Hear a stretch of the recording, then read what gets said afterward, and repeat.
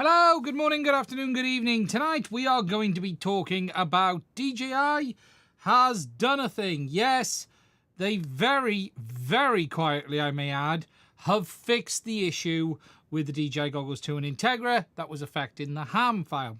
We're also going to talk about the change to DJI Care refresh a little bit and this bonding thing, and I have a video coming on that probably tomorrow actually, but I am going to touch on it tonight. We're also going to talk about some of these new cameras from Caddx because I have some of them. For those who saw my video, yes, there was a bit of a faux pas in one of my orders. One of the camera boxes had the wrong camera in it, but Caddx is sorting it out. But look, this stuff happens. But I am wanting to talk about some of these cameras that I'm testing, and I'm going to have videos on them, but they are incredibly interesting. Incredibly interesting indeed, and it makes me wonder where we can go with AI and cameras. So we're going to talk about that, and we'll talk about anything else that it comes up along the way as well. Now, I hope you've all had a busy week. I have today. I think I've flown 4 quads today. I did the test flight today with the big boy. For those who've watched the channel, those will know I created this. The initial test flight with this has all gone successfully, getting about 55 amps maximum draw. Even got it under the thermal camera as well in the field. There's going to be a video on that coming once I've done some more flights. I did the initial flights on it today just to ease it in at the field, so at least if it was somewhere where it went horribly wrong, it would just fall on the field. I very carefully just hovered it for a little bit and then built up to kangarooing, where I was just punching out, coming down, punching out, coming down, and just doing some gentle-ish flight tests, and so far it all looks good. And in fact, I haven't got the thermal in here to show you the video. No sign of heat at all, although it is unlikely you'd see heat under these sides because I put foam there and it's quite spongy, so the foam is going to insulate it. But where I was checking for heat was at the sides, and it's looking bang on. So I'm getting prepped now for endurance testing. That's the next one. But I always take caution whenever I do anything. I don't just go, let's send it.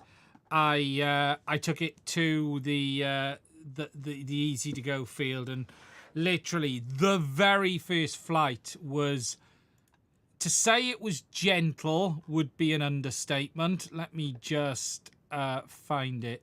What have I labeled this under?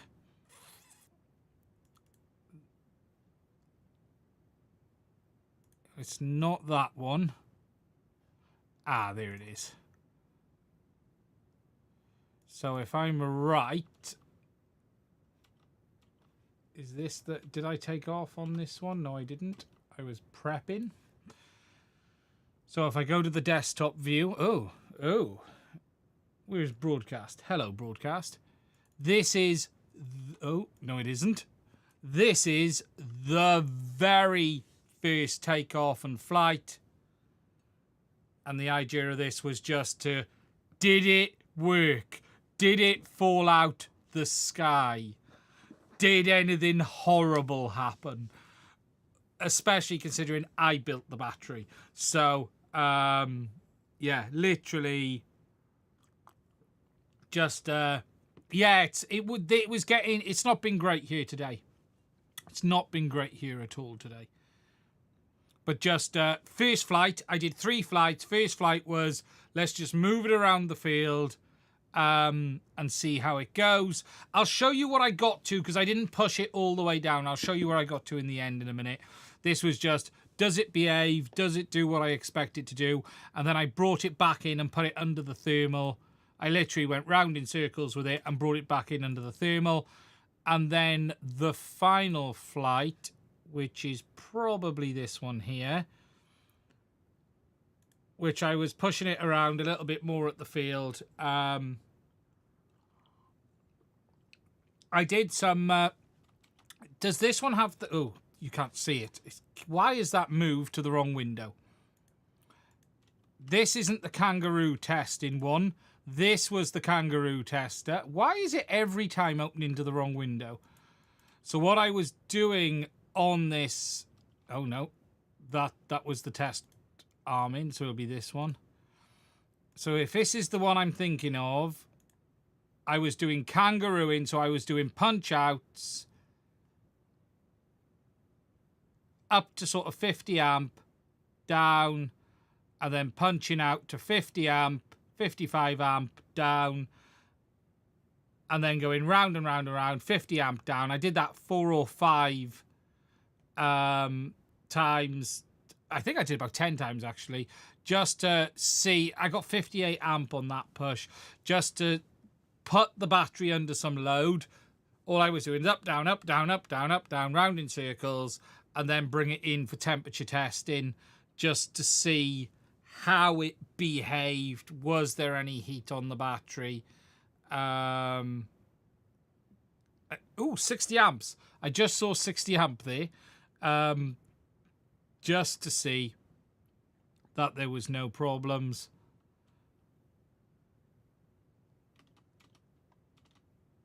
And then I did one last flight where I sort of was just gently moving it around the field and over the trees. I tell you what, a bit of weight on a quad like this does feel so smooth in flight. I was then just... What did I get? I got over 10 minutes, but I didn't push it.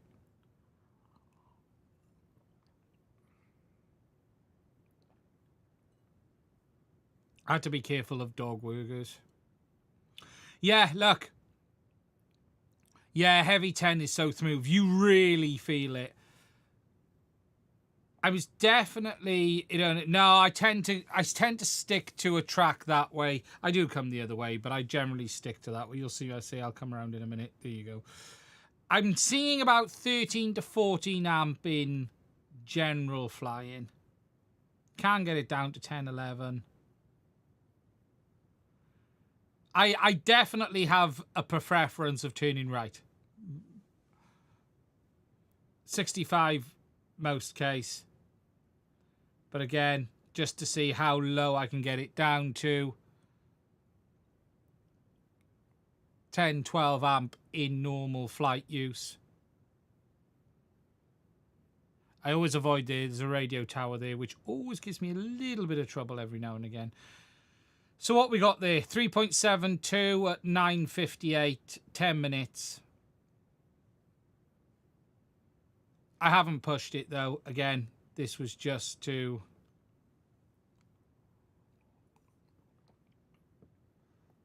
Just very first set of flights. I did 3 in total, and I did pause between them.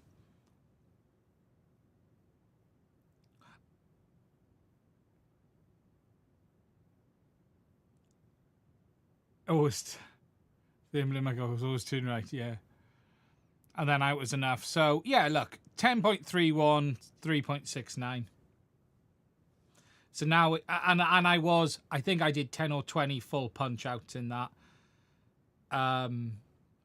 So that would have taken a bit of life out the battery as well. But yeah, look, that was just first flight. Did it work? Did it do what I wanted it to do? Yes. At that point, it was fine. Let's bring it back in. And lithium ion, yes.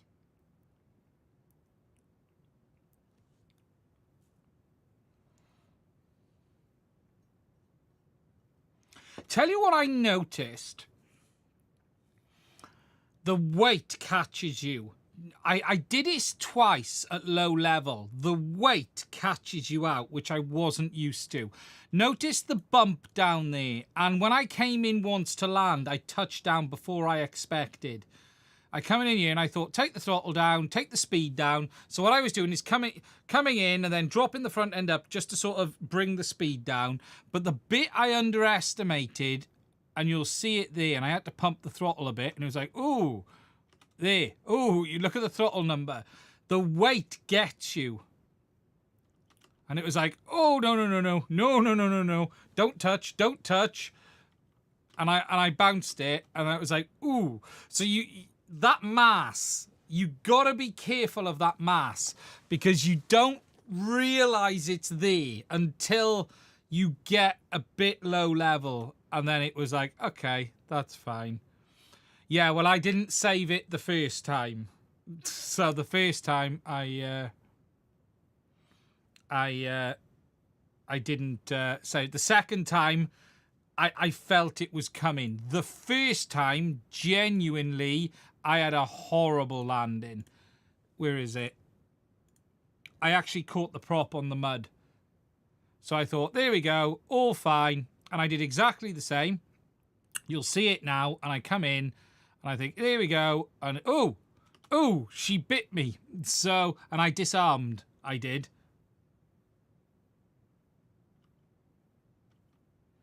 But I thought, yeah, we'll be fine. And it did. It bit me. But what it seems to do is the second I brought it up, it seems to drop thrust a little bit. Still a bit windy today, and the inertia on it. So there, you'll see I nose up, and it's like, oh, touchdown. Ooh. And I disarmed. It caught me out.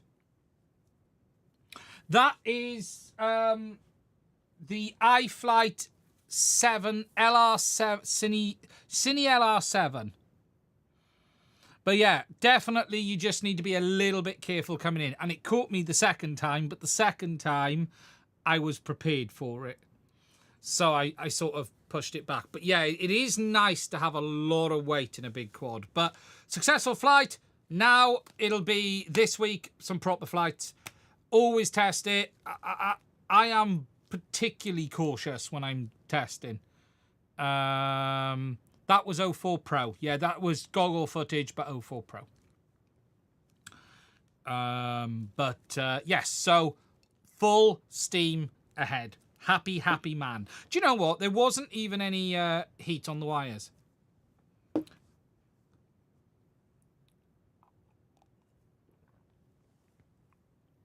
Now starts the Madstick Battery Company. What did the battery weigh in at? I think it's 940 or 960 grams. It's between 940 and 960. Let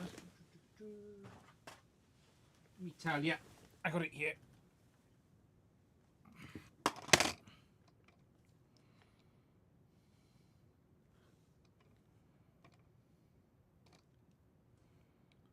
No, sorry, 9892.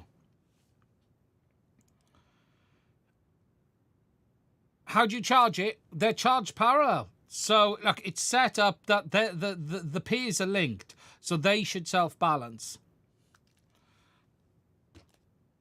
In theory. So the pairs should self-balance. Yes. So you've just got one balance port, normal port, let it charge. It's no different to a...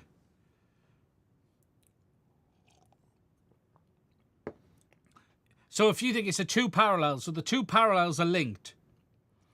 So you've got a balance port to both parallels. So at that point, you're balancing two cells. What you rely on is the two cells balance themselves in a 2P. Unless you completely keep them apart until you get to the top of the chain, which I didn't do, and then double balance port it. But these are the P50s, so I'm really pleased with. Yeah, pretty good. Just very simple. So each balance port connects to two cells. Correct, yes. So what you're relying on is the 2 cells to do your balancing. If you really wanted to be cautious, you would double balance port it, which I haven't done. I haven't gone down that route. Yeah. Yeah, 1 success lead. Yeah.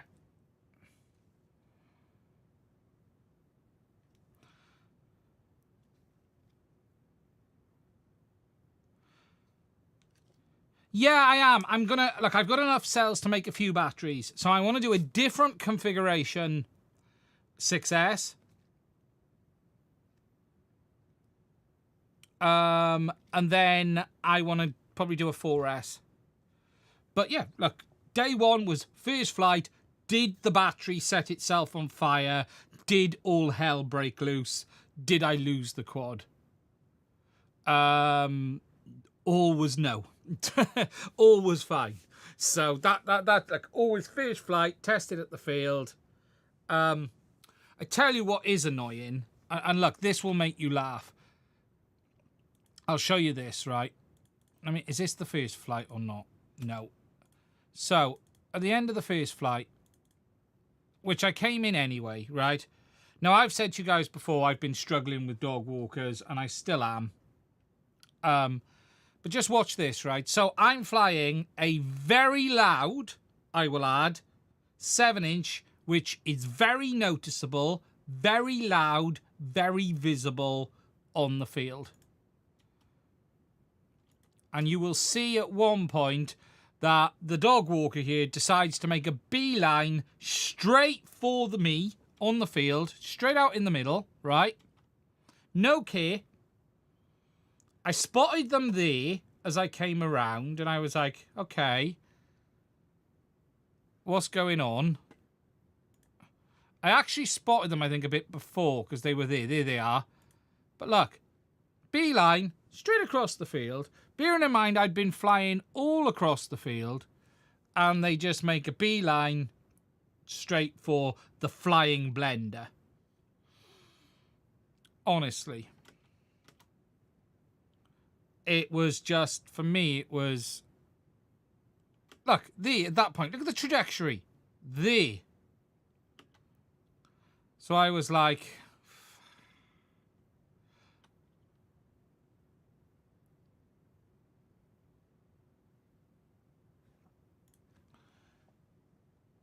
Every time. What's the weight? It was 8.9 something. Under 900 grams. It was... What did I say just now? 893.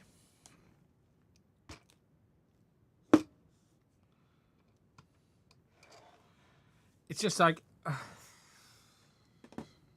And the weirdest thing is, this ain't a... the 7-inch I've had... Look, I've always... the 7-inch I planned to use it for just general flying, but I wanted something a bit more than 2 lipos.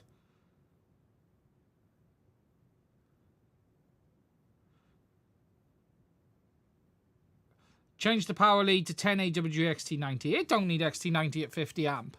That don't need XT90 at 50, 60 amp. It's fine. That's no different in power than you'd run on a 6S. A 6S anyway. It's fine. It's fine.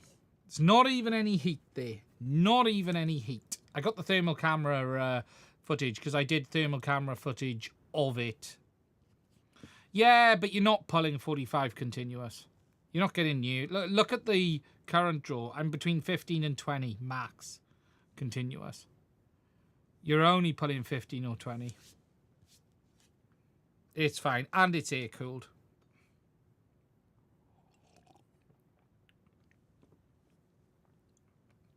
You're not pulling anywhere near the max.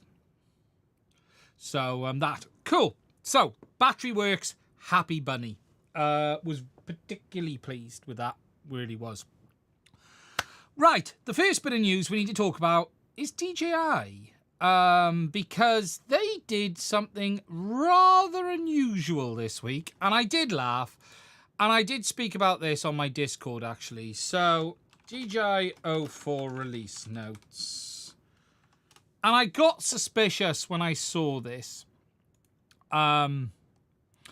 So DJI released a firmware update for 04 version 01.00.03.00 for the 04 E unit and the 04 Pro, which fixed some minor bugs. Minor bugs. Now, as I've said before, DJI are fairly good at saying as little as they can in their release notes. But that is going some for them. So anyway, look, this update sneaked out under the radar of pretty much everyone. I was traveling, I got back, and I started testing. And the first thing I thought to myself was, well, what's the kind of thing DJI would fix, but they can't actually tell us about? And it is this, which a lot of people had been screaming about. If we go on the FPV series, my post is currently the top post. Now, I wrote a huge post on this in January. I actually wrote DJI a complete overview of it. Oh, there's a picture of me, look. Showing them exactly what the issue is around the bitrate issue and stuck at 16 megabits. And also, I put out the video, obviously, and there are other people who've been in communication with them. I've been talking to them on this side of it. I put the video out. The video's been out about a month and a half, and they finally fixed it. They haven't told us they fixed it. What they've told us is they fixed some minor bugs. But the good news is the ham file on DJI Goggles 2 and Integra now works properly. No issues as far as I can tell so far. It's doing exactly as it should have done on day one. And actually, reports are that the overall RF performance is improved as well. Now, this resolves the issue on Goggles 2 and Integra. That issue was not on Goggles 3 or N3. The update isn't for the goggles. The update is for the 04E units, which is interesting because I thought the problem would be on the goggles, not the air side. However, clearly it was. But this pretty much fixes the main issues on 04. From a software perspective, it really does, because they have resolved the iNav OSD issues. They have resolved the ham file issues. And this was the biggie. So 04 is looking quite good at this point. It isn't perfect, and there are people complaining about problems with the gyro in 04. And this is a hard one. One of my users on my Discord mentioned this, and probably I need to make a video about it and make a post on DJI Forum to try and highlight this a little bit. But some people are still seeing twitches on 04 with the gyro. Let me just find this.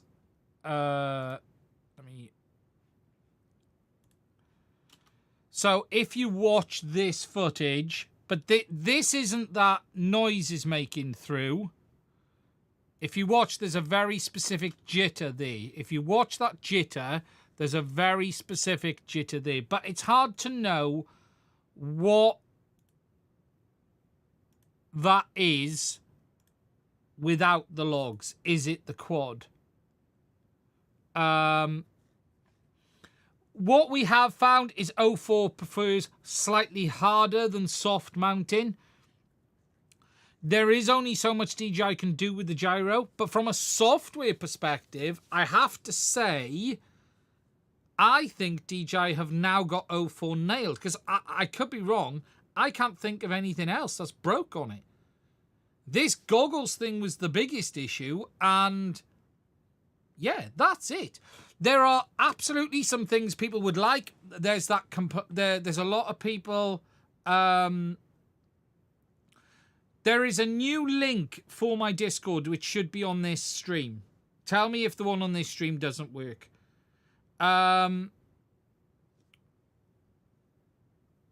The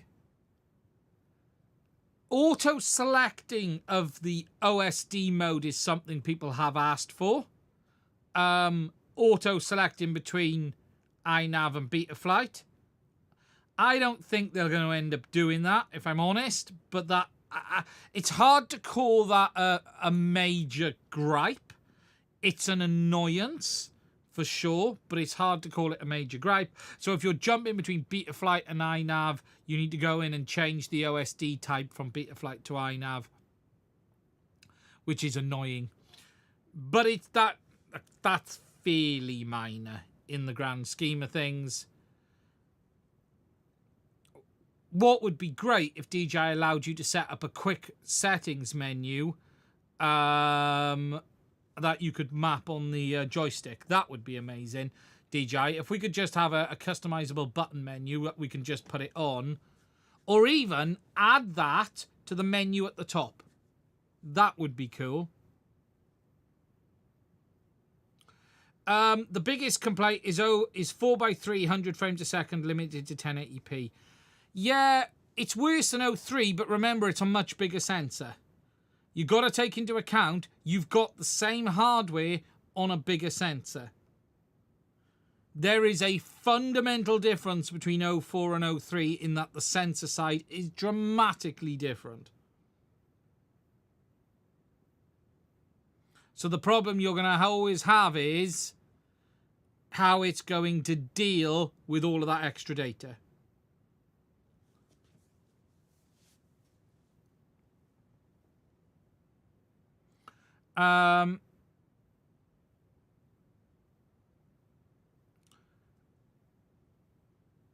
Need to test LR on race mode with low latency. Look, 4:3. Look, DJI really is aimed at cinematic filming, and that's why the 4:3 mode isn't great. They probably don't care about 4:3. I'm not saying they couldn't ever add 4:3 100, but I suspect they have no interest in it because DJI is all about the filming side. It would be nice if they did, and again, the sensor is a potential weakness. Much bigger sensor. That means more data to deal with. Race mode seems to be holding up quite well as well. Obviously, I've also had a lot of questions about will DJI bring race mode to the Goggles 2 and Integra. The answer to that is no, it will never happen. There is a hardware difference between Goggles 2 and Integra and Goggles 3 and N3. It is physically a different chipset for the video imaging, the RF side, so it's not going to be compatible. That's just never going to happen. Just not there. Overall, though, I can't think of any more problems with 04 from a software perspective, what we could call bugs. Because, again, features and bugs have to be separated off. And I can't think of any others from a bug perspective. They've basically now nailed 04. Very quietly, I may add, but they have nailed 04. Interesting. Very, very interesting.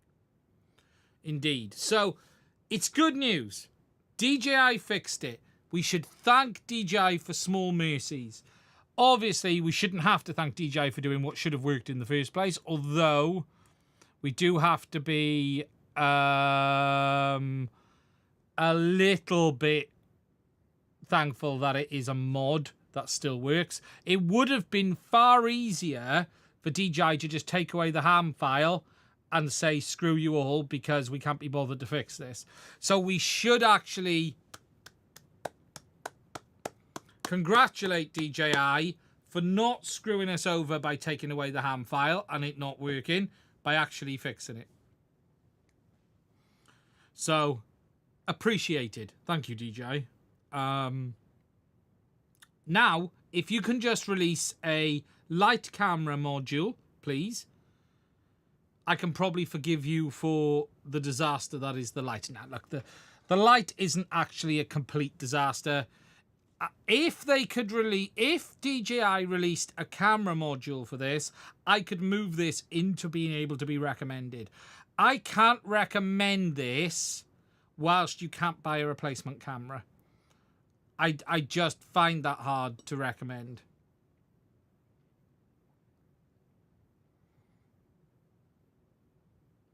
Yeah, 04 Pro camera to 04 Lite, that would be very nice to see. And that's a silly restriction. That really is a silly restriction. There's no good reason for that one.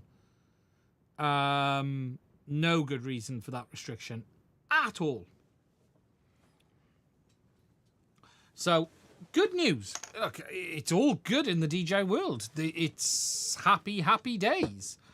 In some ways. And whilst we're on DJI, I'm going to quickly get into the changes. So, let me just prepare. Now, I have a full video coming on this, because this is quite a complex subject.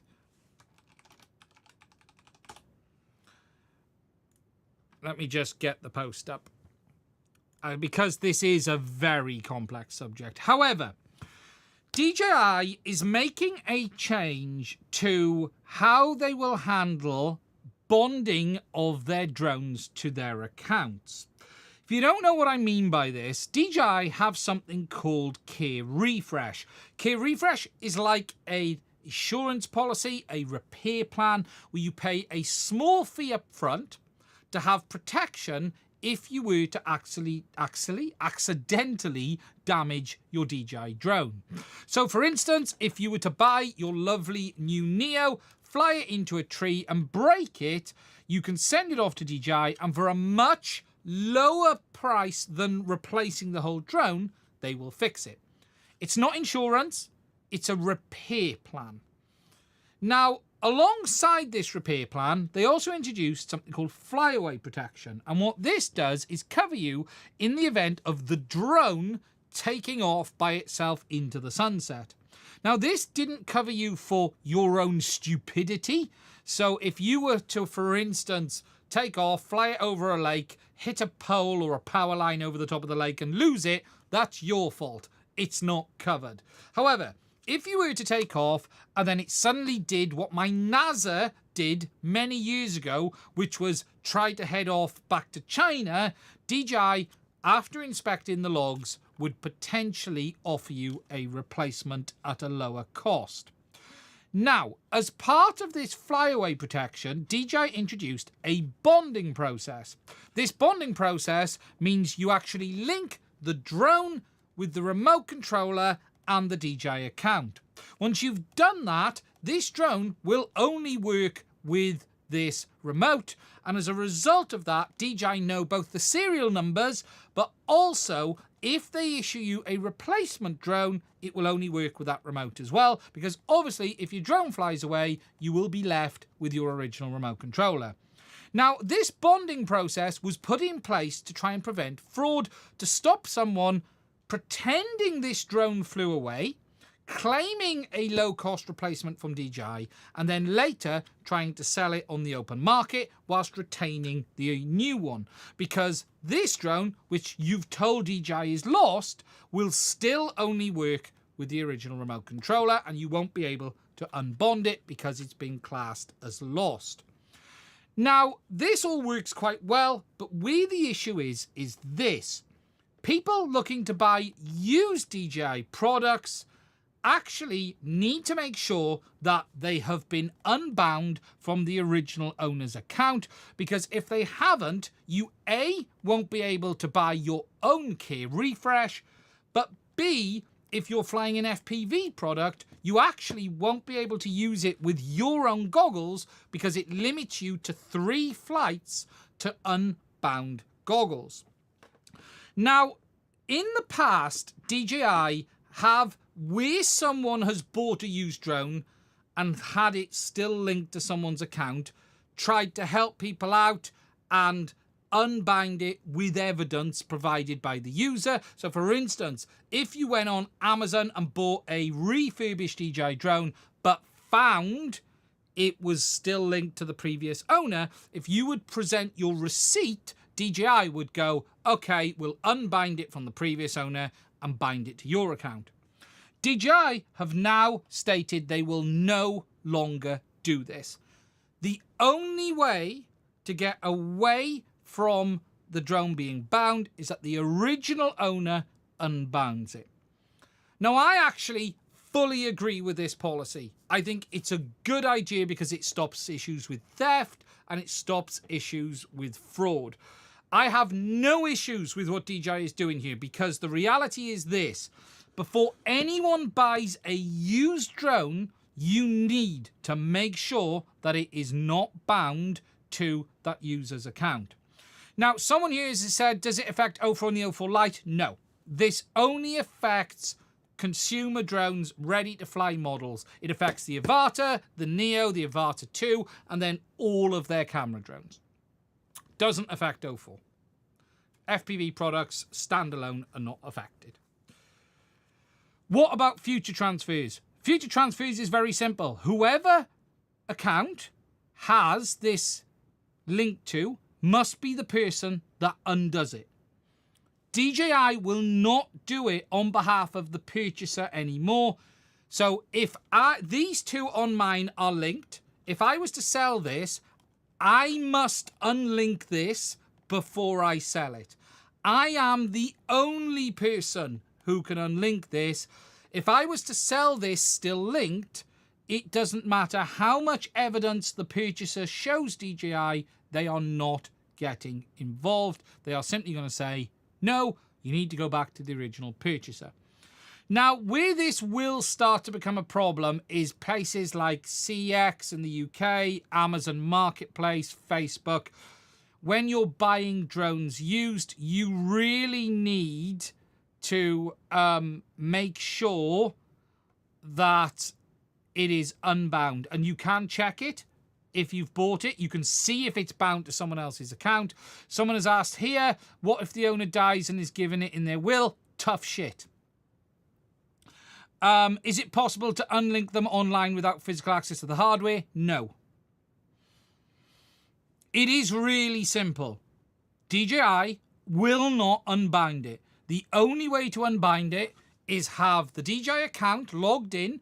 If the original owner provided you their DJI account details, you could log in on your phone and then unbind it. But it has to be logged in to their DJI account. And once you're logged into their DJI account, you can then perform the unbinding. The key here is that it can only be unbound by the DJI account it was originally bound to.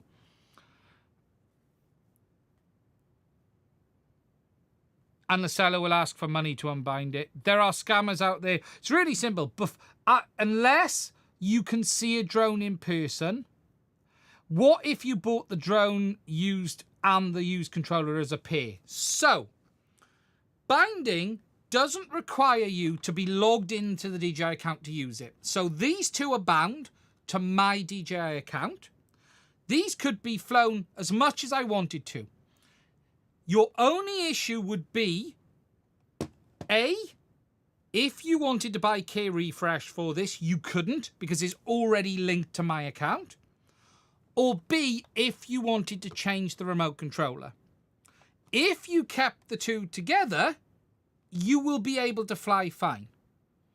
Where the big risk on this is actually if you buy an Avata 2 or a Neo to use with the goggles, because there is a 3-flight restriction on unbound goggles to a bound drone.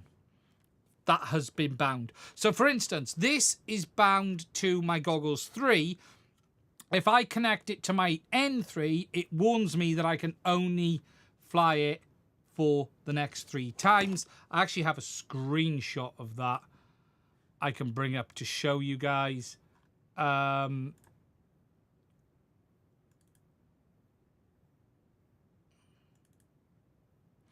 it will come up with a message like this. Not using bound device, you can still fly 3 times, use your bound device, and it gives the serial number. And that's in the goggles. Now, the very basics of this is, if you're going to buy a used DJI drone, you need to see that it is unbound before you hand over any money.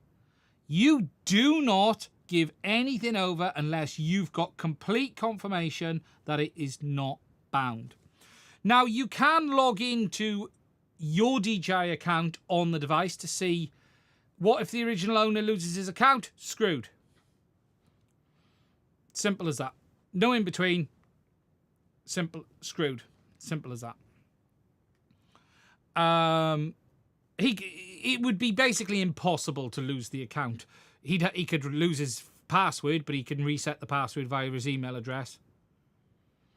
What if the original... so for the Neo Avatar 2, let's say the Goggles 3 have the same account. Do you need to rebind each time you switch your N3s? Yes. I can fly 3 times, but if I want to fly over 3 times, I have to unlink and relink. No, it's not as simple as the account. It's the bound hardware. So, this Neo is bound to my Goggles 3.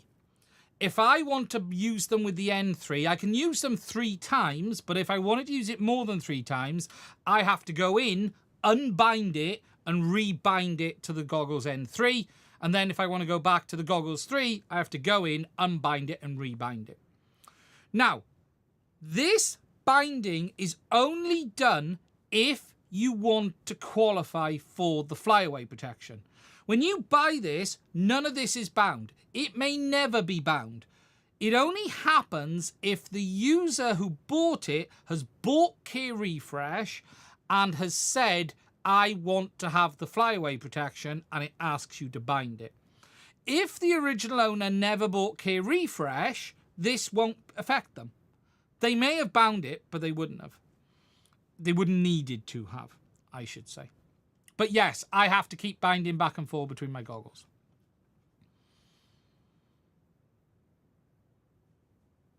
So it's something to be very wary of if you are buying a used DJI product.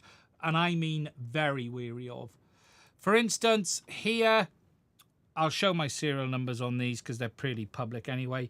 So you can see here in the Fly app, this is a Fly app logged in to the account that is not the owner's account. So you can see here, when I've gone into the account and device, you can see it's bound to that email address, but it doesn't even give you the full email address. And it says already bound to another account. And that's what it will look like. I don't think you can check it on serial number.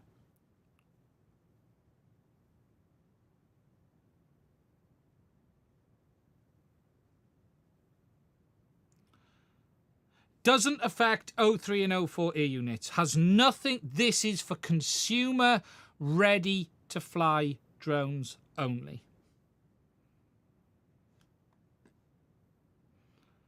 What if DJI... Yes, it's server related. It's part of your DJI account, which they've had for like 7-8 years. Has no impact on generic FPV products. This bounding is done to make sure that you get your flyaway protection coverage. Today, it isn't even mandatory for you to bond your drone to your goggles or your account unless you want flyaway coverage. There are many people that may not have done this, but it does ask you to do it as part of the setup process, if I remember. I haven't done it for a while, but if I remember, it does warn you. So this is what it will look like if you have a drone you've bought and it is bound to someone else's account. So if you don't have the DJI flyaway cover, does it matter?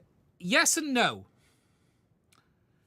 If you don't want the flyaway coverage, then you don't need to bind it to your account. But that doesn't mean someone wouldn't have even without having key refresh and the flyaway coverage, because it's always there as an option to do. Don't assume if you say, hey, do you have key refresh? And they say no, that it isn't still bound. Binding is required for key refresh flyaway coverage, but you can do it outside of flyaway coverage. It may ask in setup. And that's the problem. So it's not quite as simple as if they haven't got key, they want to bound it. It's a feature that you can do within the app. And that's the issue. So look, if you're buying any used consumer DJI drone, it is important you check this. It is very important you check this. It really, really is. You go into the Fly app. To do this check is very straightforward. I'll actually show you on the video. I'll mute the audio, but I will show you on this video how to do it. Are we muted? No, we're not. There we go. So here. So to do this, you need to log into the DJI app, ideally in theirs, but you can do it in your own account. If you go into yours, it'll only show if it is bound to someone else's. If you go into their account, you can unbind it from their account. So, what you need to do is click on Profile down here. That's the first thing you need to do.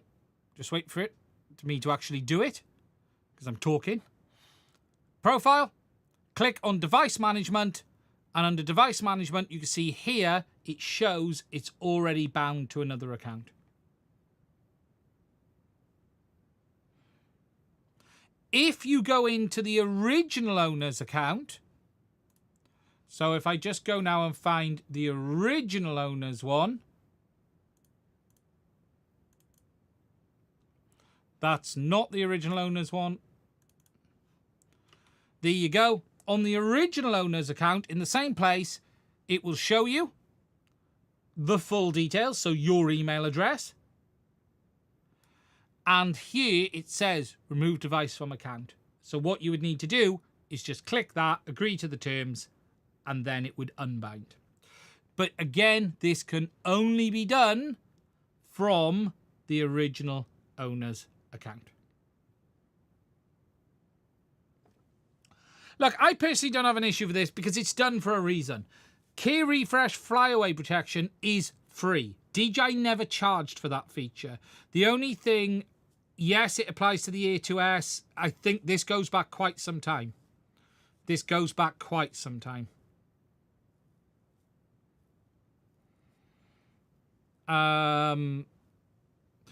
Look, DJI offered flyaway protection for free. All they required is you link the drone to the remote. And I get why they did it. It makes sense because the problem is someone could pretend this flew away. Right? Get enough evidence to DJI to prove it and put that in their cupboard. And then they get a nice new drone. And then go on eBay and sell that and then pretend that they were selling just a drone. And then they tried to pocket the money. So that's why DJI did this. It actually makes complete sense. I do wonder, though, and I will say this, I'm a little suspicious that DJI are making this noise on this now. And I wonder, are they pushing towards forcing bonding on all drones? I don't know.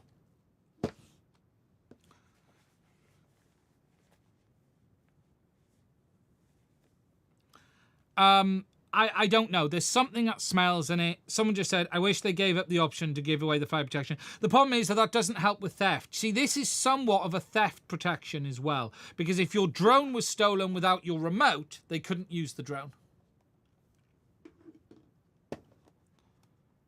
It does come with key refresh, but they never charged any more for it. For those who've been around long enough, key refresh never originally had the flyaway protection. It didn't exist.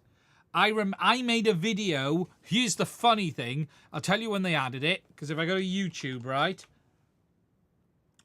I think I have only one of the only videos on this. I think there's a couple, but there weren't many. I made a video on this. Here we go. Not that one. There you go. 4 years ago, they added this. They added it as a feature. 4 years ago, I made the video talking about DJI adding it to Key Refresh. So that's how long it's been around.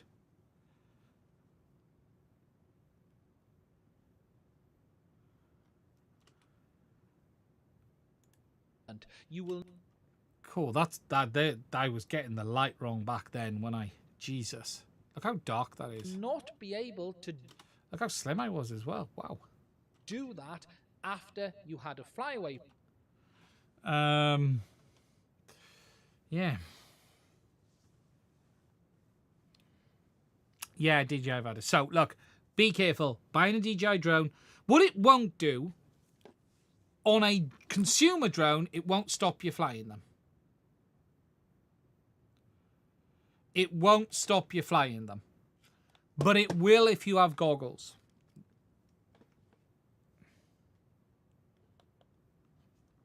So, be wary. Be wary. Okay, if you got any questions, please do put it in the chat. Can I use my new RC Pro 2 remote on my Mini 4 Pro? RC Pro 2. I don't know what models it supports off the top of my head, I'm afraid. I'd need to check. The RC Pro 2 looks cool. Before we move on, one last thing with DJI. For those who didn't see, DJI released an absolute monster of an aircraft in the last week.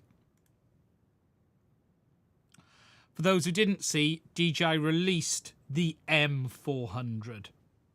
What an absolute beast of a thing. Triple payload support. 9 grand.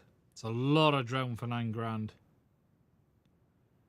What a piece of kit this thing is. Yeah, I know. What's very, very interesting about the M400 is also the fact that it's quad band OcuSync. I don't know how many people picked up on this, right? It not only has 4G option, but it's quad band OcuSync. So when you go to the spec for it, right,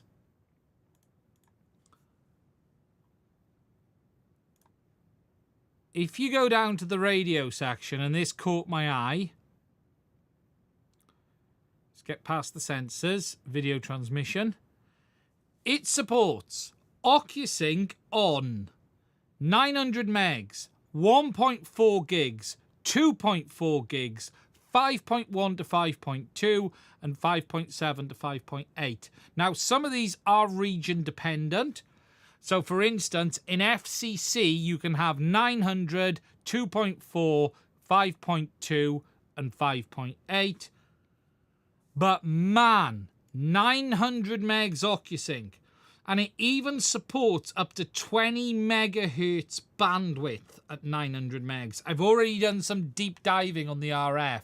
It'll do a 20 megs carrier. I was expecting 10, if I'm honest, but 20 megs. That is interesting. I would love to see a full teardown with this.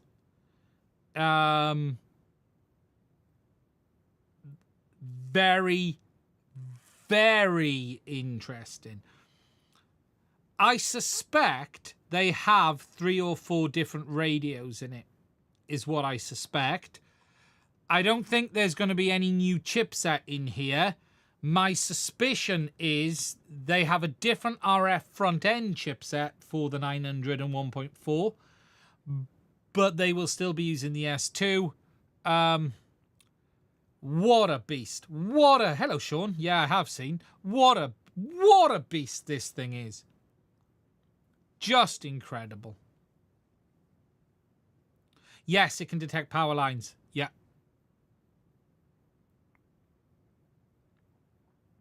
Just crazy, crazy, crazy, crazy.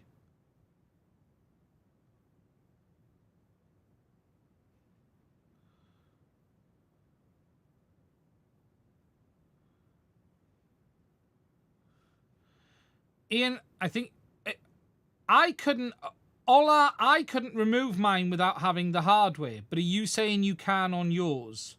If you can, that's an error on my part, and that is great news. I'll have to check mine again because mine wouldn't let me.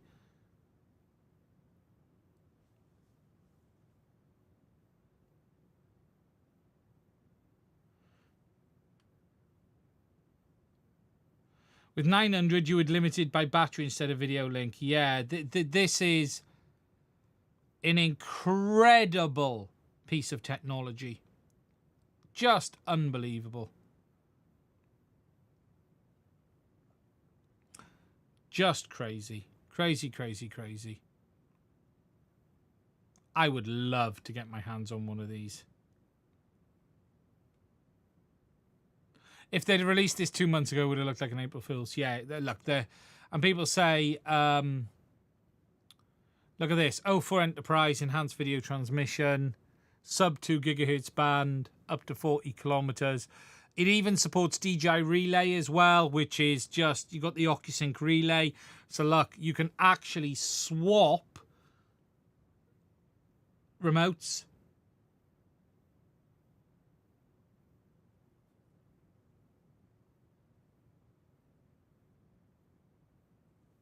So you can actually tell it. So it's got 40 kilometers that way, or you can have your remote controllers in 2 different places, which is just... why would they not release an 04 with 900 in other drones or air units? Because no one needs it, frankly, will be the reason. DJI will have no interest in helping people going 40 kilometers. You're paying 10k to go 40 kilometers there. But yeah, they have their OcuSync relay module, and they are using that with this as well. So just really, really cool. No, there's DJI have a separate range extender for 04, but it only works for their enterprise products. So DJI 04 relay. DJI have had this for a little bit of time. So this isn't new. This has been around a while. It's called 04 relay. It looks like that. There are images of this out there. I don't even think this is on the DJI website. It isn't. I don't even think you can... But this is a specialist purchase only, as I understand it. But I don't even think you'll find a you'll find a product listing for this anyway. I don't even think you will. DJI 04 shopping. I don't think you'll... Okay, here we go. Someone there's got it.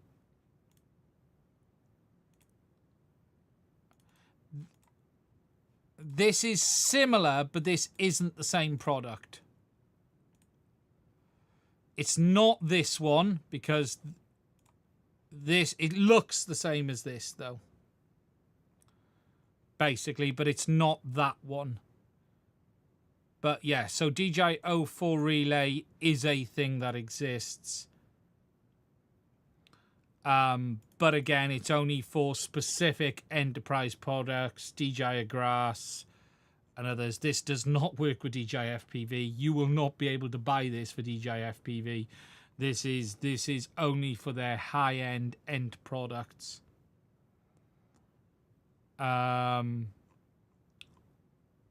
And you don't want to know what this costs, because it's an awful lot of money. Incredibly interesting drone, an incredibly interesting product. As for, look, is there anything here you could see coming down into, say, FPV? Unlikely. I don't think DJI will have no interest in bringing 900 megs 04 to consumer. I don't see it happening. I just don't. 900 megs and sub 2 gigahertz is for a reason. In places where 2.4 and 5 gigs are heavily jammed, is the term I'll use. Did DJI fix the 2.4 gigs Goggles 3 interference with ExpressRS? No, but it's not interference. We have to be careful on that. People are getting confused. The fundamental problem with ExpressLRS was ExpressLRS, not DJI. ExpressLRS was accepting packets from other systems and basically confusing itself and getting into a mess. The issue with DJI Goggles 3 is that it is always transmitting on GFSK even when you don't use the DJI remote. But that would be no different to having the guy next to you flying with a different RC system. That would be no different to you having something on you with Bluetooth or anything like that. There is no issue with the Goggles 3. It is just I would prefer it wasn't transmitting all of the time. The issue was with ExpressLRS. Update to the latest firmware. That should then fix it. It should ignore the packets. I would still prefer the goggles weren't transmitting, but that is literally no difference to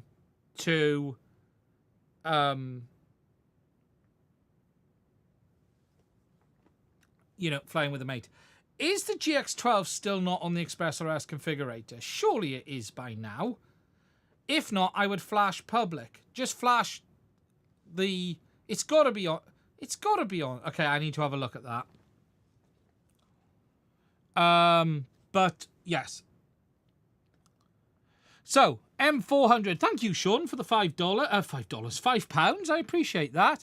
If you haven't seen, Sean has a video on this on Geeksvana. One of the only ones that went up. Not many videos went up of this unbelievable machine. There you go. DJI RTK3 multifunctional station with OcuSync relay. Unbelievable. Unbelievable product.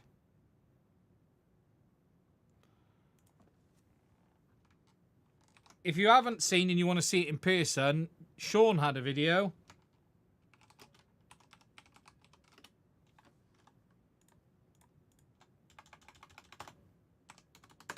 There wasn't very many videos, but Sean had one. To move forward so much as well. You can see, I was watching it. I got to there. I haven't finished it yet. Look at that battery.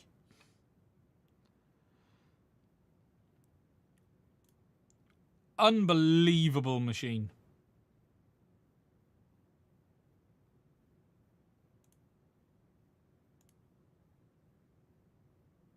Unbelievable machine.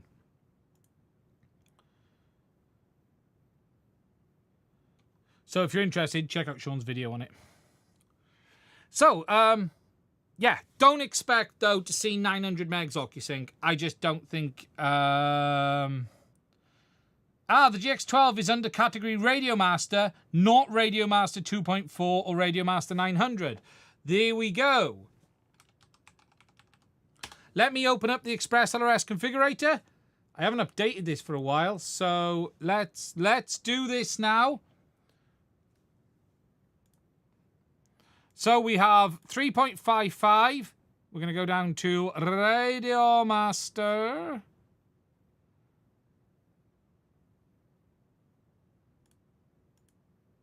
GX12. There you go.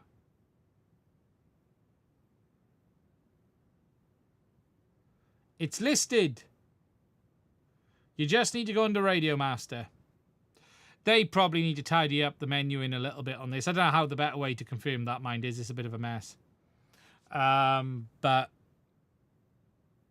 There you go. GX12.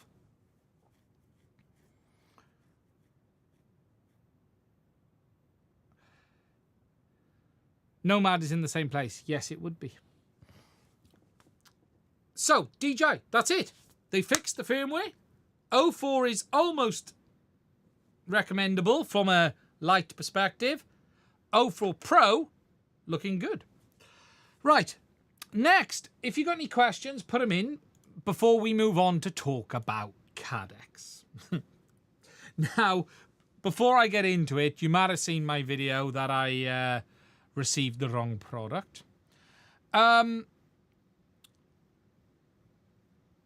Radiomaster dual band. Agreed. Radiomaster dual band. Have I seen the ISDT smart batteries? Yes and no. Yes. I have seen this.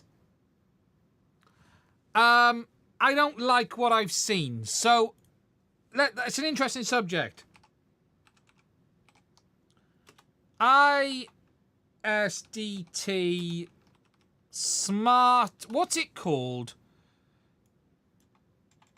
I have seen this, and I don't really like what I've seen. I don't think this is the solution. What's it actually called?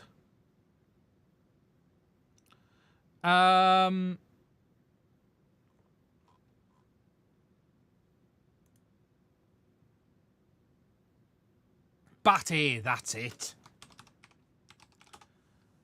There we go. So, ISDT have released what they're calling BAT-A, which are adapters that go onto your balance port for their chargers that make your batteries smarter.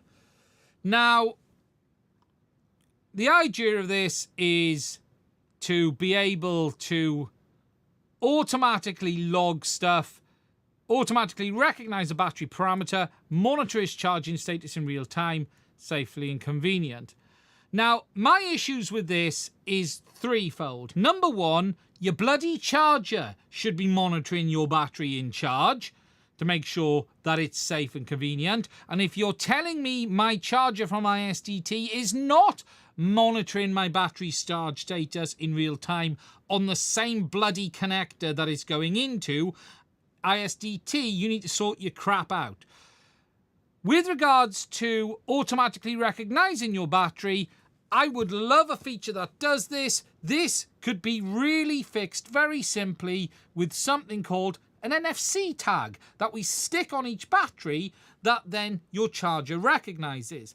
I would fully support a system that had a universal tag that you stick on your battery, and then your charger picks it up, so you go, boop, this battery, and it does it for you. Because that is going to need to be programmed.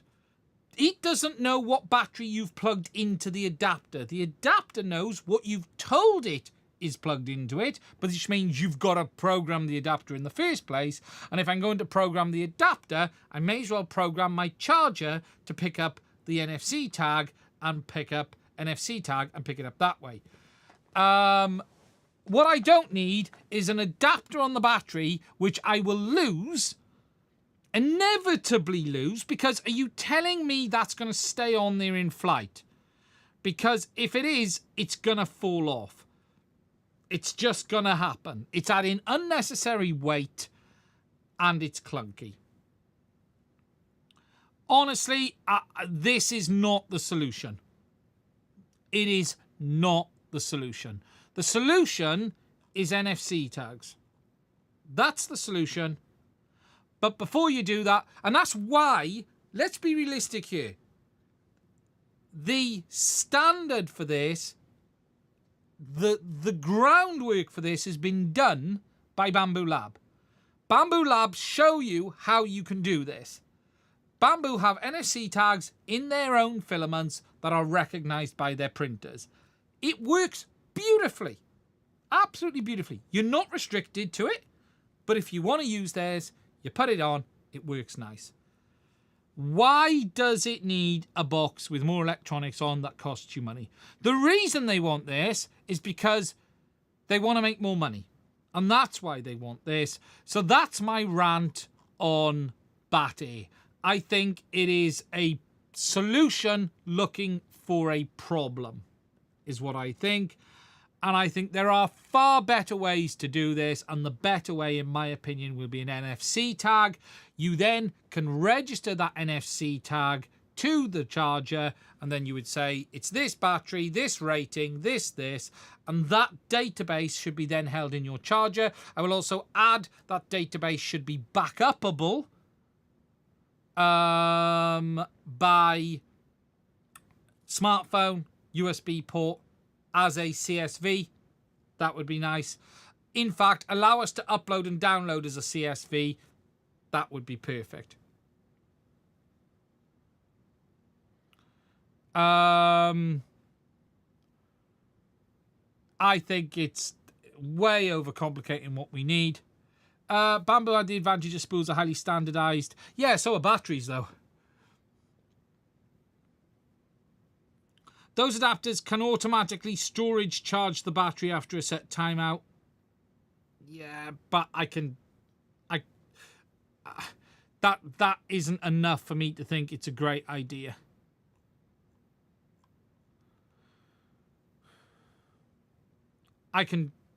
That alone isn't enough. I'd prefer an adapter. Or build the batteries with them built in.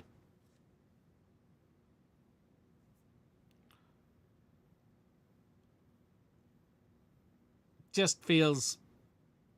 And NFC tags are lightweight. Yes, someone says this. So there you go on the ISDT thing. That's my rant. Let me just go back up on the chat because I saw a couple of things. Any other questions? Put it in the chat if I've missed it. But there we go.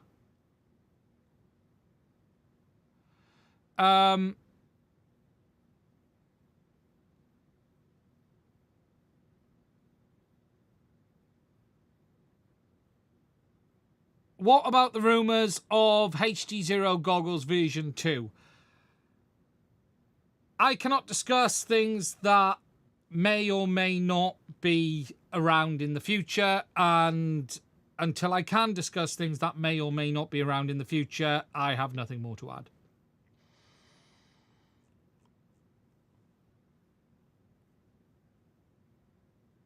Barcode? I like the idea of a barcode.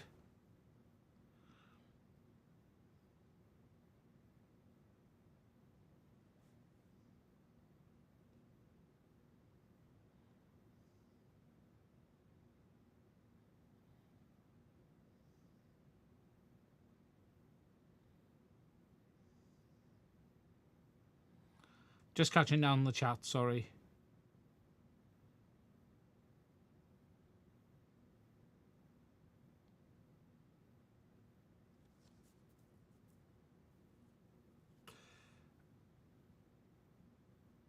Any reason why DJI 40 units are not on Key Refresh? Probably because it's not viable for DJI. They know they'd lose too much money. Remember, Key Refresh is very much a game of... It's a money-making scheme. Key Refresh isn't to help you. Key Refresh is to help DJI. DJI get more money in initial payments than it costs them in replacements, even with the user paying a small fee. It's money-making. It's not to help you. It's sold as to help you. It's portrayed as in to help you.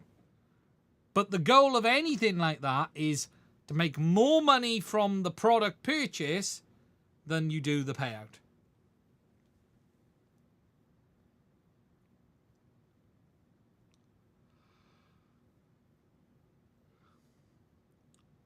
Yes, exactly, Mr. Anderson. Key Refresh is banking that most people will never crash.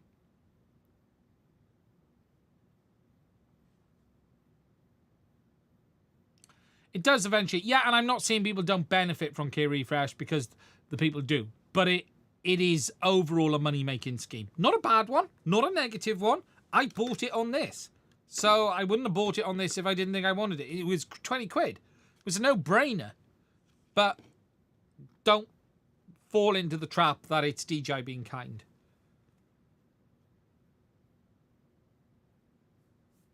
It's... Yeah, and I've never either. That's the funny thing. I bought it on this because I thought I'd destroy it, and it's bomb-proof. And that's the one I torn down as well.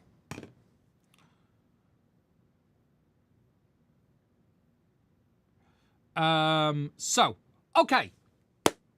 The next thing to talk about is Caddx. Now, you might have seen a quick video from me this week.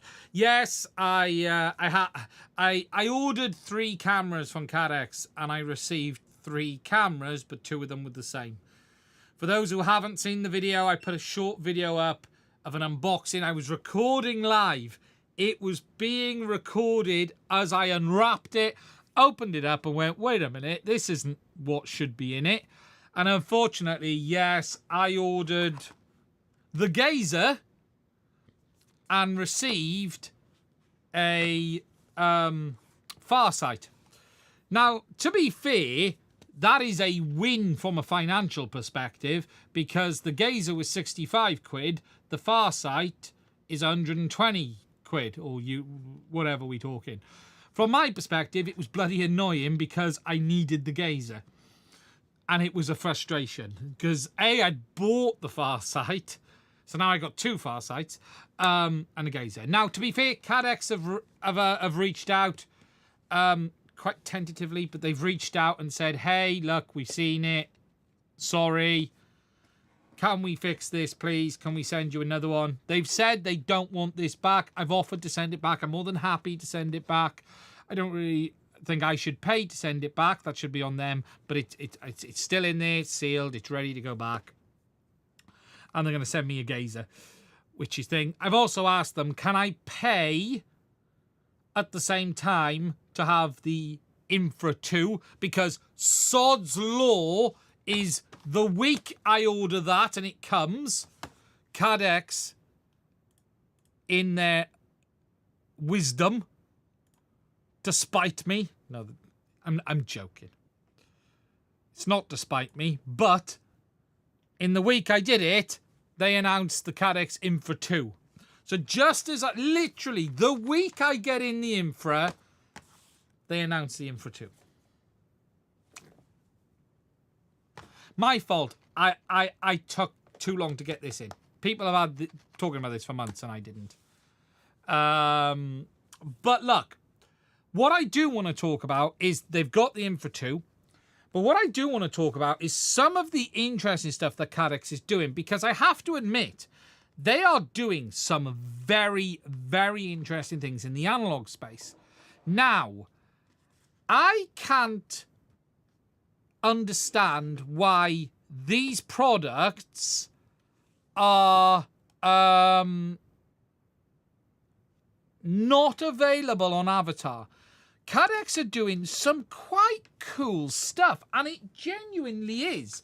If I just move some stuff and go to the overhead. So here is the Farsight, and not the Farsight, the original Infra, and I'll talk about this in a minute. But we then also have the Farsight, which is all wired up to an analog system here. So let me just get it to where it needs to be. There we go. We've got the Farsight, which is really like an 03 camera.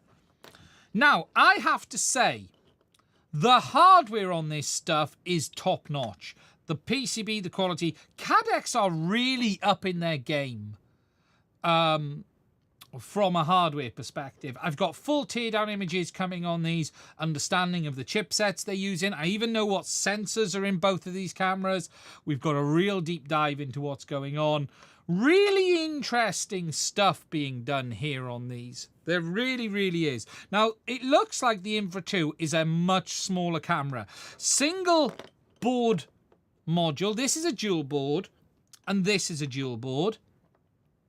Whereas it looks like they've moved to a single board now. What is really interesting in these modules is that these are all digital cameras and they're converting it back to analog. So these could easily be compatible with Avatar if they wanted. They really could be compatible, but they are both full digital cameras. That's this is a 1080p camera, and this is a 4K sensor. This is a Sony IMX. This isn't Sony on this. They do have AI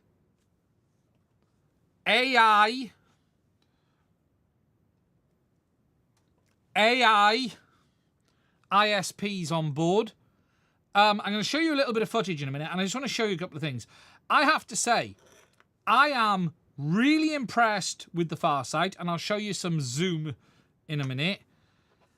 This thing is just freaking insane, right? This thing is bonkers. And I mean, it is as close to thermal as you can get. Now, I went for a walk up an alley last night because I spend a lot of time in alleys. Let me just get some footage. I'm going to show you the Farsight first of all. It is not optical zoom. This is digital zoom. No optical, full digital.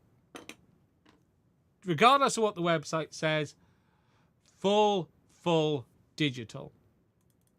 But I want to show you something. So, this is a test. It's an analog. I am getting some interference and I don't know where from. I need to figure this bit out. You can see some lines on the screen. So here was taken today, this evening. It was getting a little bit darker. Okay. But just to give you an idea, this is 1x zoom. So you got the view there. Okay.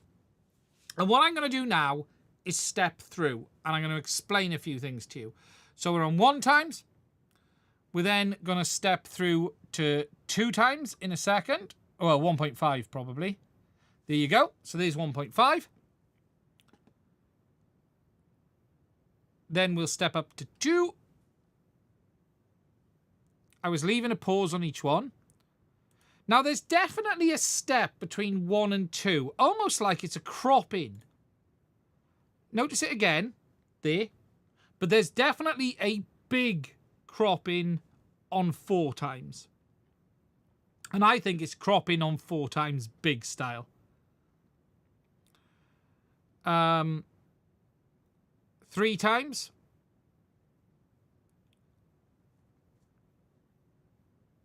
Remember, this is digital now, I will add. So, notice the big switch there on 4x. There is something on 4x. For sure, because it even flicks the colour out. So I think it's a sensor crop at 4x. Now this is like 5, 6 o'clock this evening, so the light level is not full sunlight. It is starting to drop. And then 8x. So that is the maximum zoom on it. Now there is a feature where you press a button and it goes back to full wide.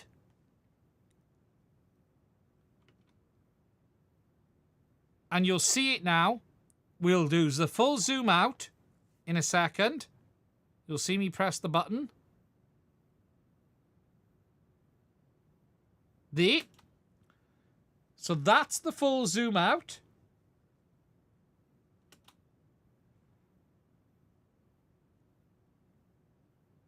And that's the full zoom in.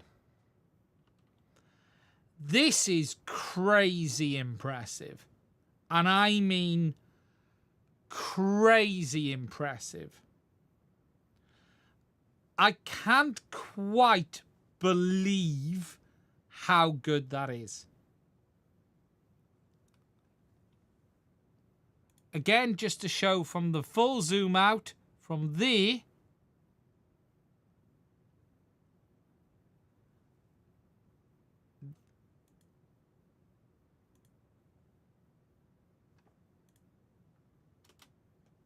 back to there. Insane, considering that's digital. That's not optical. That is full digital. And that's what you're starting with. Now, I have a couple of other tests. I did... this is quite interesting. Is this the one where I was moving it? No, not that one. Was it here? No, that was me moving it. This one was quite interesting. No, that's the first one. Try this one. No. No. No. No.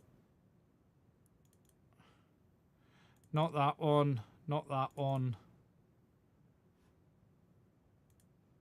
Right, this one, right? Look at this pier.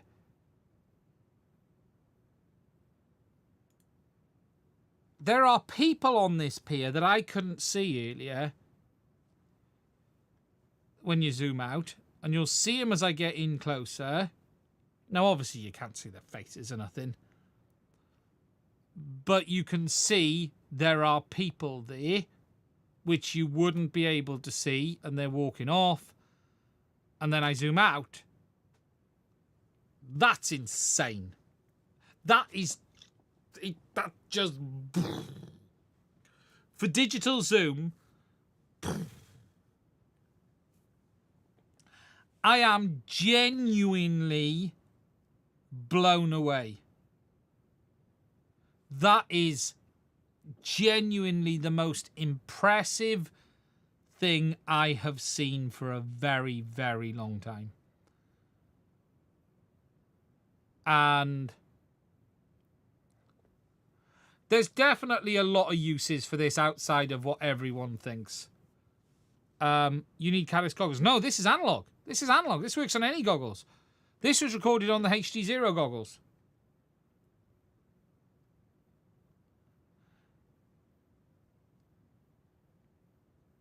Could it be cropping in a higher megapixel sensor? Yeah, it's definitely a higher megapixel sensor. 4K sensor, yes. But it's still impressive. Are the details real? Well, look. Is it stabilized? No, that was just sitting on the side.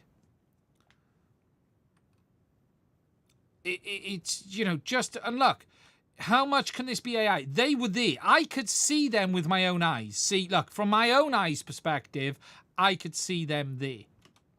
I could see people walking across. So I don't know how much of this is AI. But it's... Look, it's insane. That, right? That is that.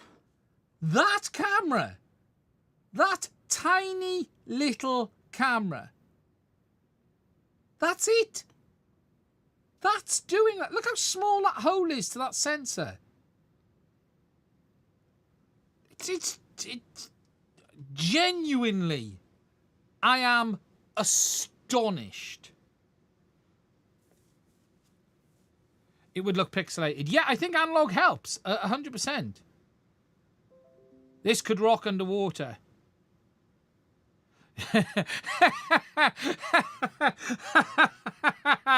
Oh, that's post of the night. If you zoom in further, you'll see they have 8 fingers on each hand. Oh, my friend, you get a clap for that.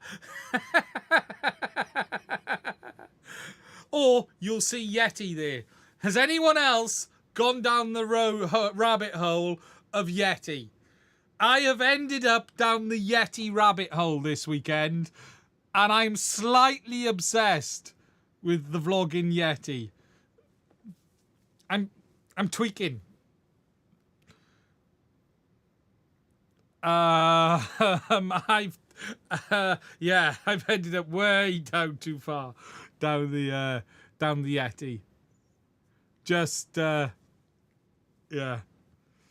But look, guys, I couldn't quite believe this when I saw it tonight.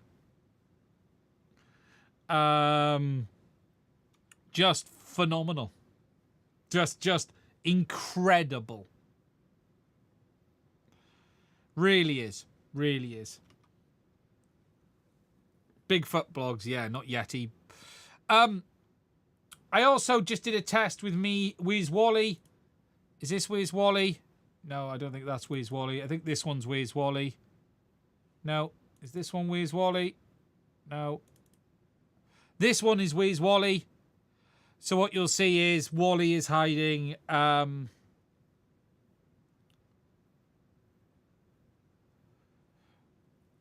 hiding in the bushes where he likes to skulk around.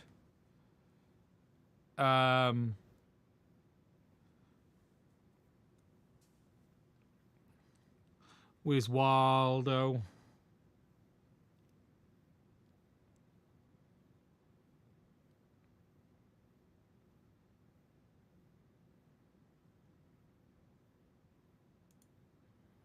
That's full zoom there.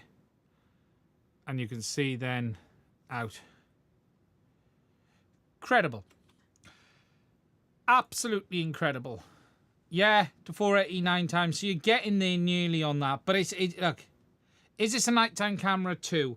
I haven't tested it in the dark. What Caddx is saying is if we go on to analog systems, I do wonder if there's something we're missing is why these are not on avatar. I wonder if digital makes them look worse. There's no much talk of night on this.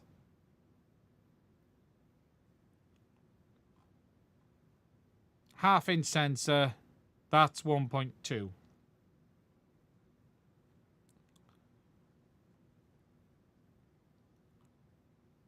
Very cool, though. I will be checking it in the dark. It says 0.01 lux. 0.01 lux. So this is the far sight. So this is the far sight digital zoom camera. This is.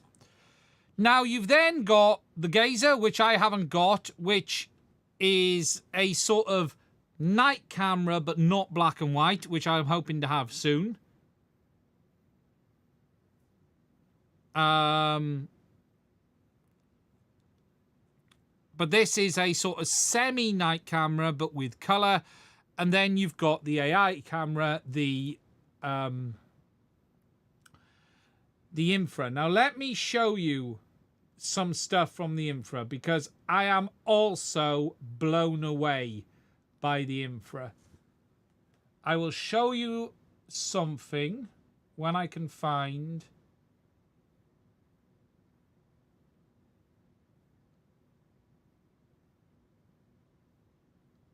Why can't I see the folder?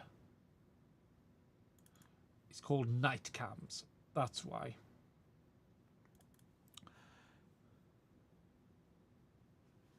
So, 1 minute. So, this is a test in a random ally. Now, this camera here is the Runcam night camera for DJI. So this was the Runcam Night Eagle HD. It should be on the bench here in front of me. I think it's called the Night Eagle. Let me just remember what it was called. Yes, the Night Eagle HD on a Vista. This one is. So this was this one here, if you remember when this came out from Runcam. It's a black and white camera. So look, this alley you're about to see is complete darkness. You're seeing some infrared because this person there's some CCTV up here, so you're getting some infrared overspill. But then when I get to the alley at the top, you will see it's complete darkness. I couldn't see my hand in front of me up here. Now, this is the Runcam, first of all, just to show you. So I get at the top, and then I'll show you what I see at the top, basically. Now, what I will say is this camera is really good in low light. but not in complete darkness. So here you can see I stop at the top here. There is light at the end of the lane, but this lane here is black. I went for a bit of a walk and it's like black in front of me. So now you're looking down this lane and I'm just having a look around. So just to give you an idea, I looks on the floor just to have a look down there. There's a drain there I spotted. And then I have a look at the fence. So you can just see this. So this is the run cam, not the Caddx, and there's a fence there. So I just sort of having a look around. Okay? So now let's do the same with the Caddx. So this is the Caddx night camera. This is the Infra, not the Infra 2, the Infra. So first of all, you can see a lot more detail. Oh yeah, I brought goggles. So you'll see the wander up exactly the same. I had to walk back, but wait till I get to the top. You'll really see it. It's already dramatically better. Already dramatically better. You can see everything. And getting reflection off there.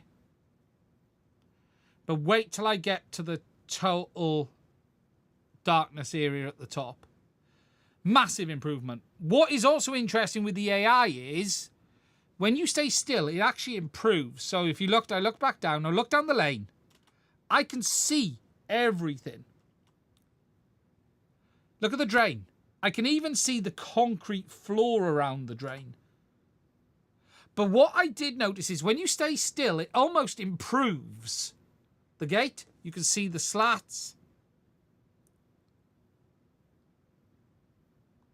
Wales at noon. But look at that. That is... It's night and day. Genuinely, it's night and day different. If I open up this one, open with media player... If I open one with media player, because there you go. So if I come back, you'll come back. So that's the Caddx.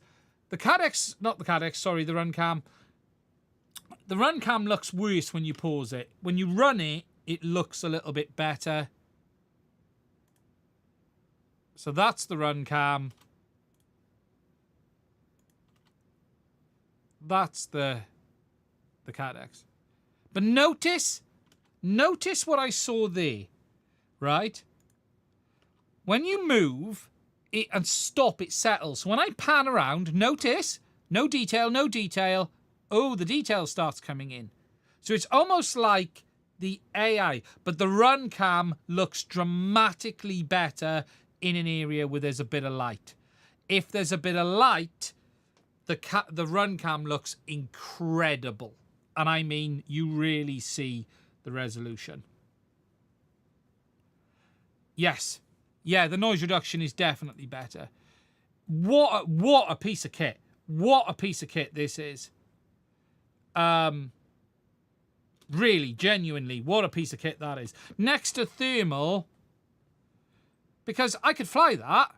That's complete darkness. Genuinely, that is complete darkness. You could fly that. The only thing I'm just not 100% sure yet, latency was good. I gave a flick of my hand, but I'll be intrigued to know what it's... The only thing is, in movement might be a bit different. You know, if you think about it, I was walking up quite slow, mind. You'd fly that, no problem at all. You would fly that absolutely fine. That's fine.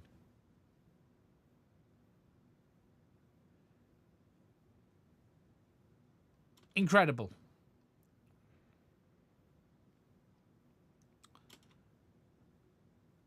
It really is incredible. So, look, both of these cameras from Caddx are incredibly interesting. There's some cool stuff you can do here. You know, you think about the price of the Infra is $120. You're talking for thermal, 640 thermal, you're talking $700-800. It's very, very interesting. I'm intrigued at how the version 2 is. I hope it's as good, because this lens is massive, which I don't have a problem with. I think that's fine. I want to walk down there with night vision. Yeah, it's genuinely, it was black as hell. Black as hell. I wouldn't have walked up there on my own without that before, because I could see what was going on.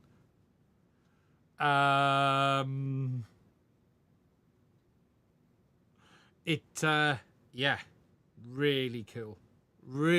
Genuinely, Caddx are doing some cool stuff here. There must be a reason why we're not seeing this on digital. I wonder if digital causes some issues. I'm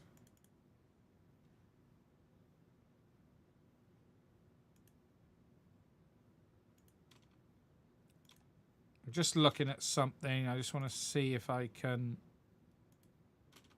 It's not that one.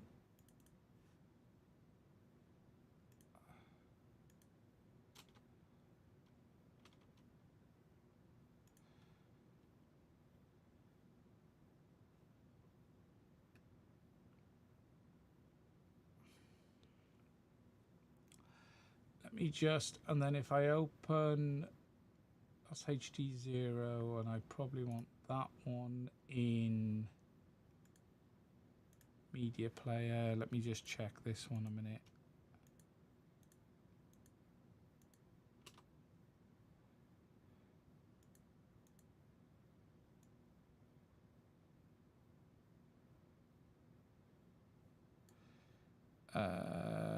Let me...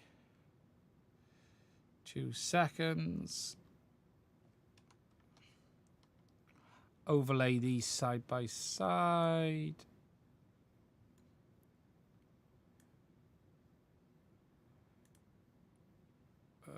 Video zoom. Double. I don't want double. That's not really worked. Why is that not worked?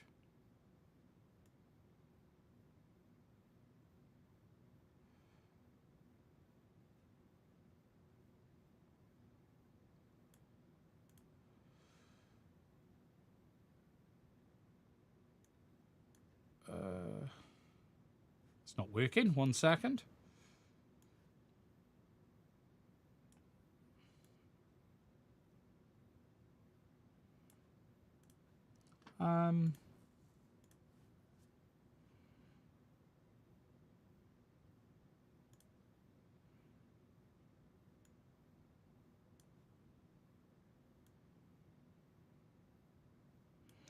Now, let me, is that it now? Is that working now?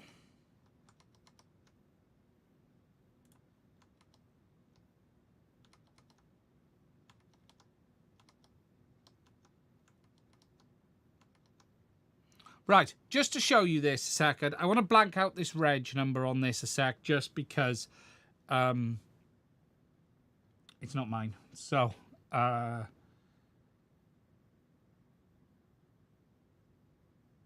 one. So, here is the run cam looking down that street that I walked down, right? Here is the run cam. You can see how clear the vehicle looks and everything. And then if I bring up the Caddx, you can see it's not as good. It's just not as good. It's not as clear in good light. The run cam looks phenomenal in good light. But the Caddx wins hands down at night. And I mean, it's not even funny. It's not even funny how good it is. It's Caddx are doing some good stuff with these. I just don't quite understand why we don't have them in Avatar. in my head, I'm missing something that makes me wonder why they're not available in Avatar. Whether digital screws the image a bit, I don't know. Whether there's something I don't understand, because these modules, right, these units are all digital. These modules inside are all digital, and then they convert to analog. There is literally basically a video output chipset in these to convert to analog. I can't even see it being extra latency. Well, it might, but there's got to be something. There's got to be a reason. I already know what chipsets and sensors are being used on these, which I will talk about that in the video when it comes out as well, and we do a full teardown as well. But look, I have to praise Caddx. They are doing some interesting stuff. It makes me wonder, I'm waiting to fly this now, I'm wondering if thermal is necessary at this point. I think this negates the need for thermal on 99% of people. Really does. I just don't think you would need thermal.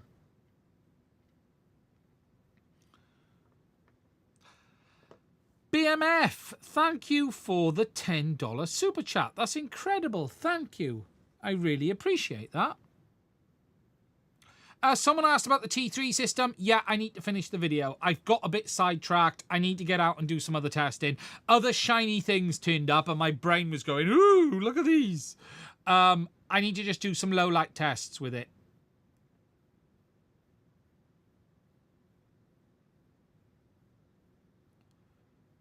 Infra is better than the Gazer in colour. Yeah, definitely.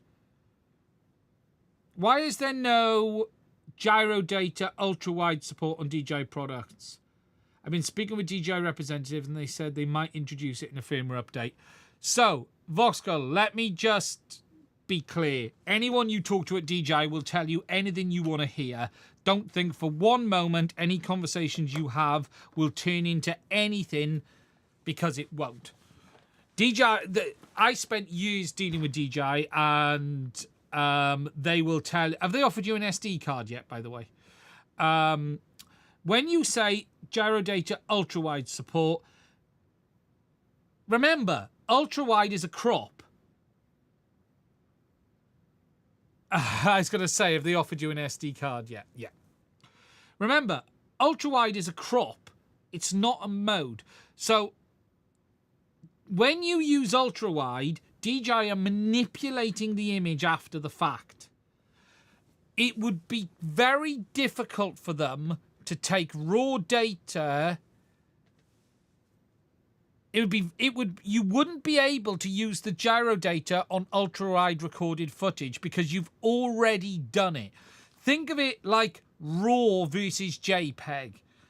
Ultra-wide is already manipulated to a size. In wide, you've got the full sensor.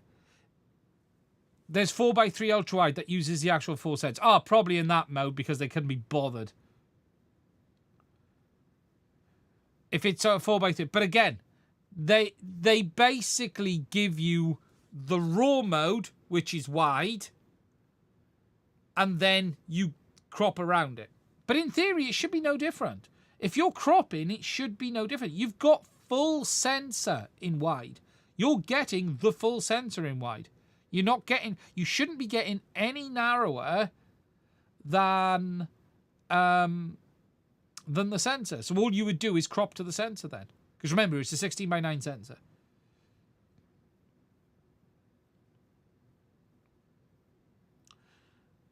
In wide, you should have full sensor available to you in GyroFlow. When you untick the box and it shows you the full image, that should be the entire sensor image.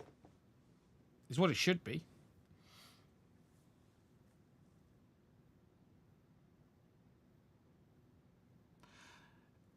Four by 3 wide, yes, it probably is, because 4x3 wide is probably a crop. But ignore what you're seeing on the screen. What are you seeing in GyroFlow when you look at the maximum image available area? I thought it was a 16:9 on that. Am I thinking of the... Oh, no, it might be... No, you could be right. 4x3. Because on the Neo 2... I'm trying to remember. Ignore what you recorded. Look in Gyroflow at the full unwrapped image.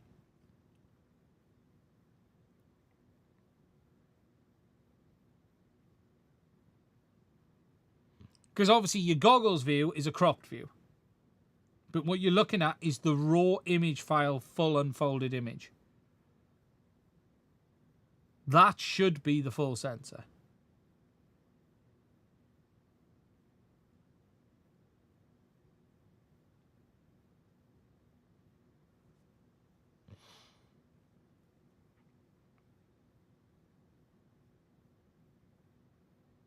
Weird. So DJI are not giving you the full sensor. Okay.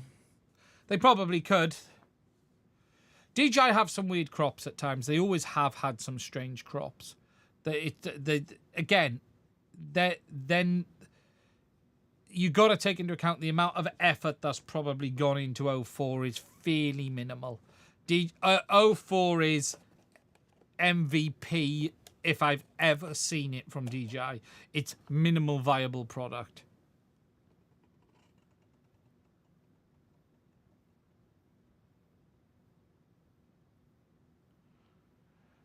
DJI is the worst customer care. DJI's customer care is genuinely, normally very good.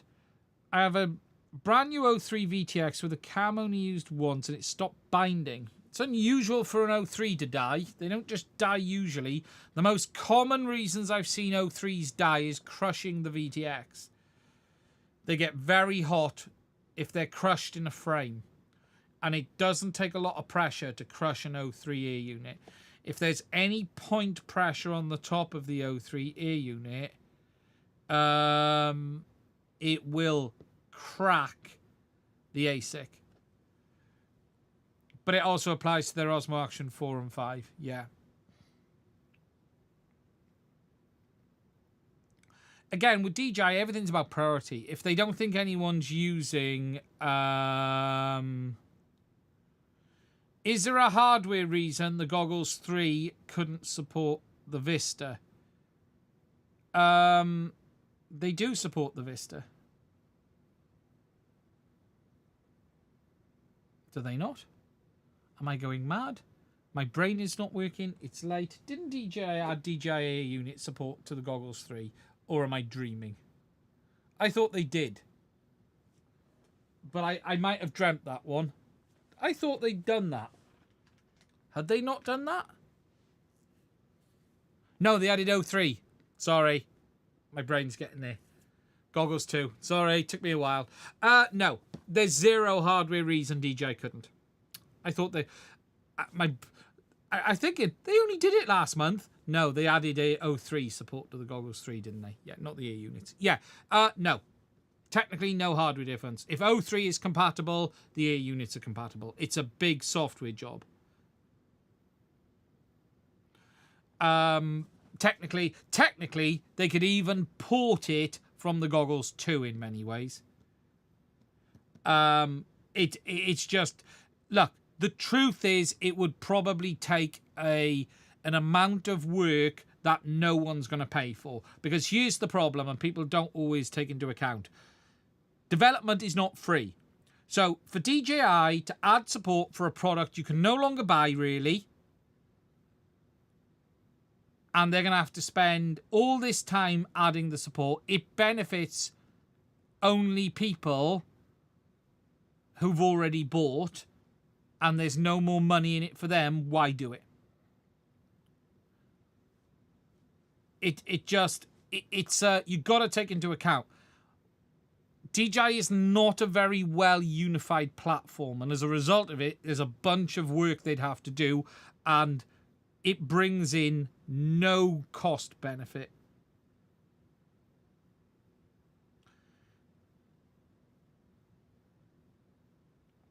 It's a little odd that Avata 1 is not working the way 03 does. Not really. It's just, remember, for the Avata 1, they've got to add in all of the flight control options. Again, it's development time.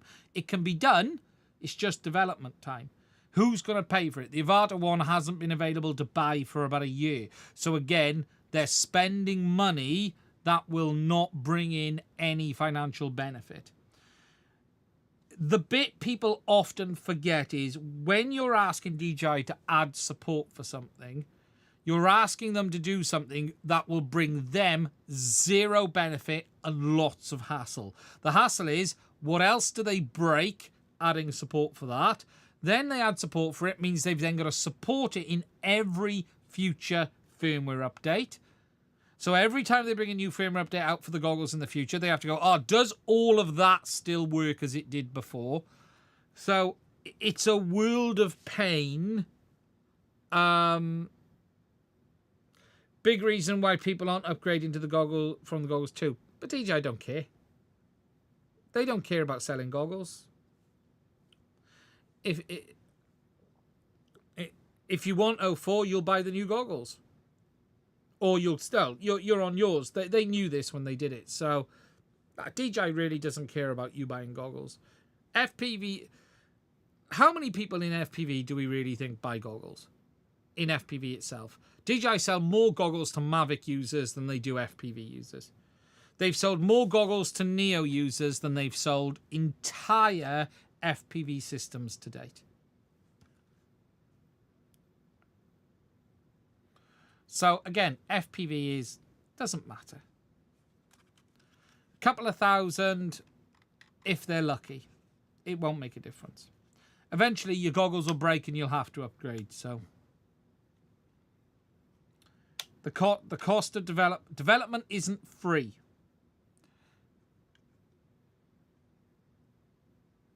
If you want the best digital freestyle with the lowest latency, you'll go for the Goggles 3. Yeah.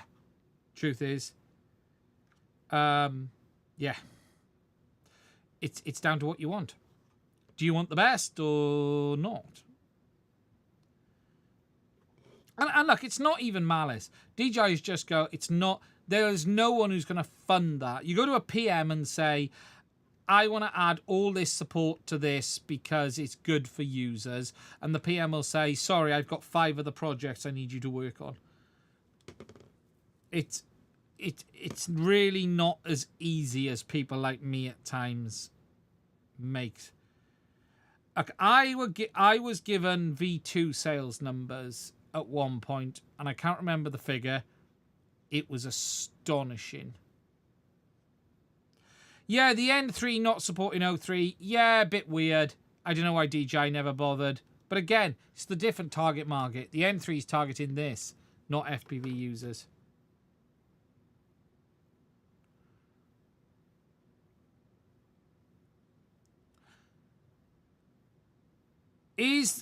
I just realized, sorry, is the Cosmos streamer the only way to get broadcast feed from 04? Pretty much. In theory, you can use the DJI RC Pro as well, or the RC Pro 2. I think the Pro still works with 04, but that's a £1,000 option, $1,000 option. Cosmos streamer is by far the cheapest. Cosmos streamer is the cheapest option to get broadcast from 04. Yes. I believe you can still do it with the RC Pro. But that's not the cheapest way of doing it.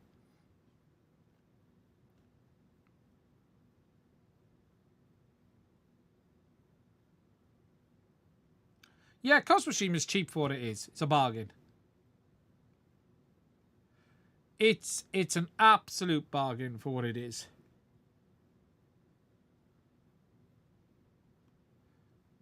Now with AI. Yeah, how long before DJI enter the AI in FPV or anything else? Right, guys, that's it. We're going to wrap it up. Thank you for spending some time with me tonight. It's been a good stream. I hope you enjoyed it. Please do consider checking out the links to my Patreon as well as buy me a coffee if you want to support the channel. I want to say a huge thank you to Sean and BMF for supporting via Super Chats. Look after yourselves, stay safe, and I will speak to you soon.